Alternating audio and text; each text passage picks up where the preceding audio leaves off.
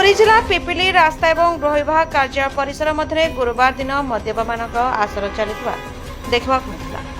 विभागीय कार्य निर्वाही जंत्री एवं सहकारी जंत्री सामिल थिबा प्रत्यक्षदर्शी कहते पुणी ऑफिस कार्य समय रही।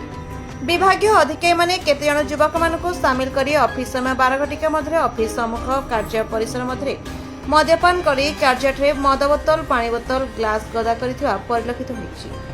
यह दीर्घ दिन धरी चली आसुवा बेले एप्रति विभागीय उच्च अधिकारी अणनजर मध्य होगी स्थानीय बासिंदा कहते। सूचना था कि पिपिली रास्ता और गृह विभाग में अनेक कार्य हो न विभागीय कार्यनिर्वाही अधिकारी और सहकारी जंत्री मिलित उद्यम 2024-25 2025 और 26 आर्थिक वर्ष में अनेक फर्स एग्रीमेंट कर आज ऑफिस मध्य आनंद उत्सव पाई होहल्ला कर जानवा मिलता।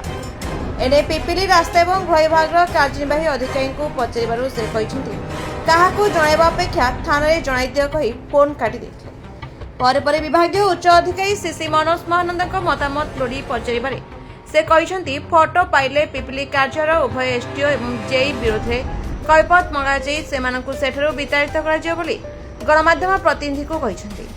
तेणु ए दिगरे विभागीय सचिव और मंत्री नजर देवाक पिपिली अंचलवासी दाबी करछन्ति।